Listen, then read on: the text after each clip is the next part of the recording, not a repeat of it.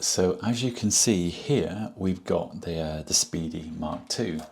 Now, of course, this is the racing dial, and I'm shooting this video now because I've got some good light. Well, it looks good here, and I'm hoping to capture the light on the dials like this. But as you can see, I'm a Speedy Mark II fan, and I had this black dial version here, and I really wanted the racing version here. And the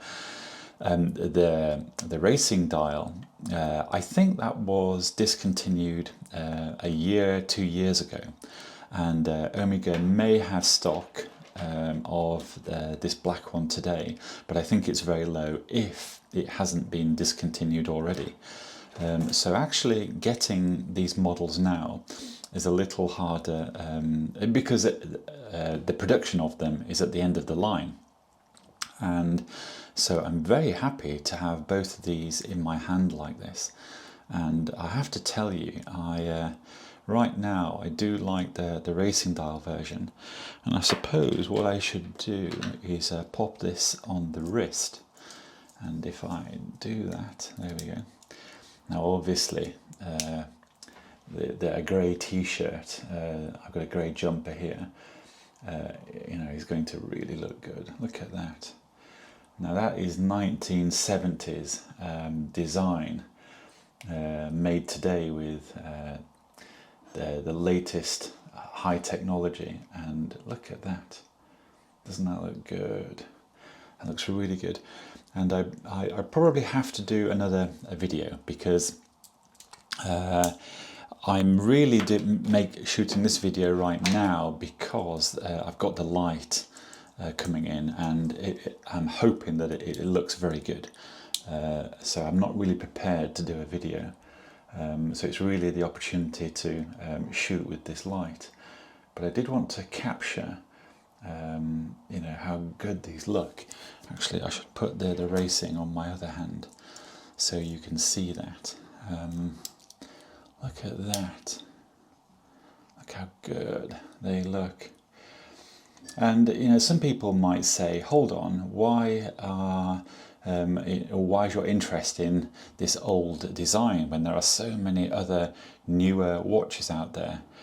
And I suppose it's because I do like the design, I like the heft, I like the 1970s association for some reason.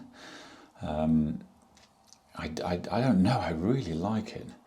And look at that, the racing dial with its orange, you can see an orange glow there in the camera, and that is a ring that separates the dial from the bezel.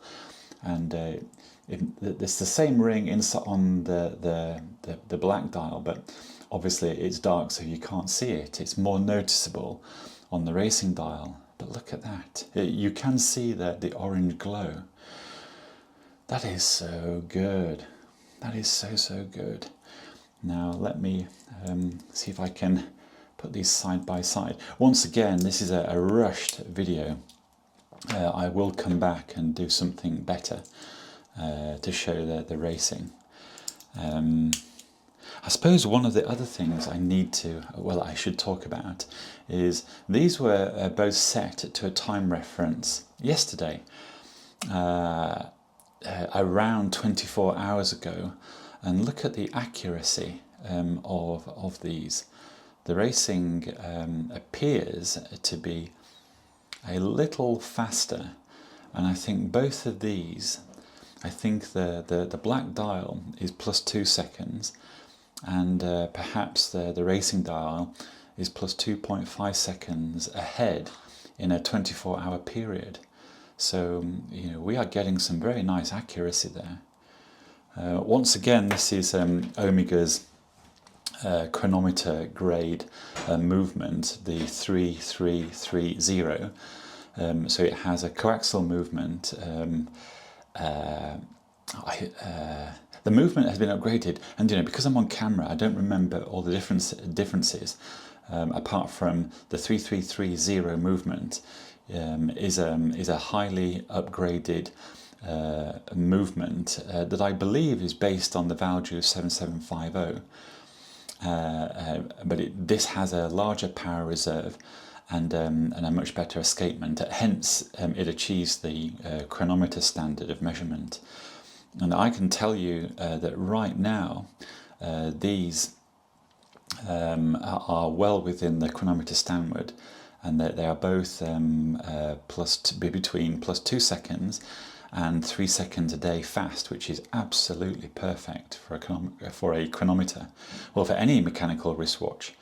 If you are achieving between +1 +5 seconds a day, I would say that that is a very, very accurate mechanical watch, and you should be very happy.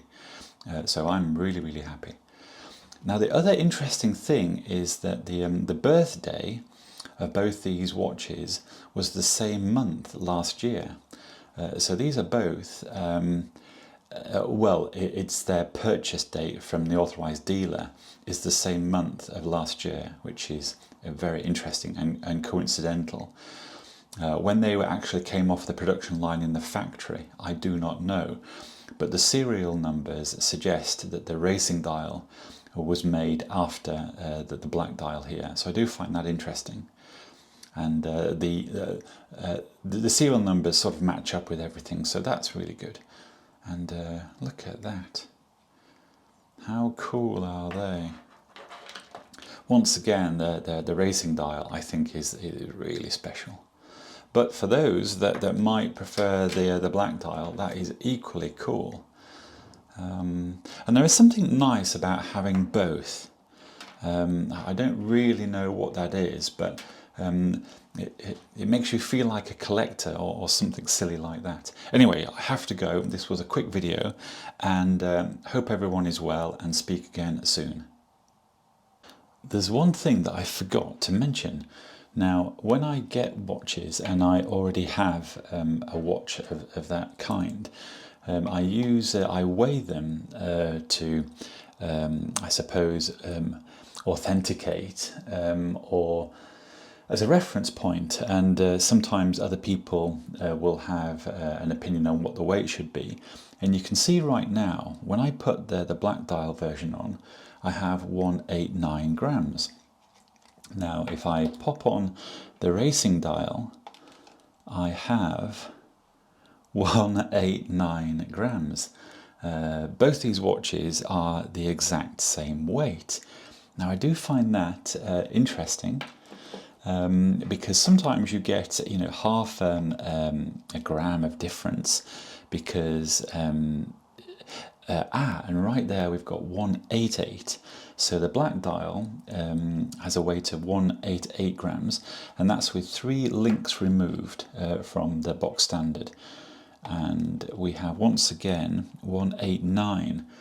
So we've got 189 for the racing dial, 189 for the racing dial, and 188 for the black dial.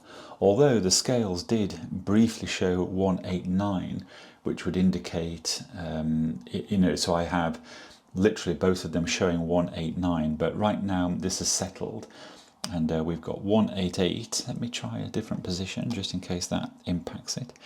No, that's definitely 188. And we'll put the racing back on, but on that same position. And that was 188 for a moment, then 189. So I think what we're dealing with is the accuracy of the scales, and the slight difference in both these watches. But I think we are, we can safely say that these are both original, and there is nothing wrong with them whatsoever. But sometimes you can get variations in weight, because the paint and the materials used on the dial for the different color variants can be slightly different. So that would explain weight differentials because of the paints used, because they will have different weights, different properties. But these are, as you can see on the scales, almost identical. And once again, it's just a way that I, when I meet watches, I weigh them to see what the differential is, because weighing watches is also a way to find fakes and problems if they've had parts changed, that sort of thing. Anyway, there you go. I weigh my watches to check their authenticity, and we all check out here. Anyway, there you go.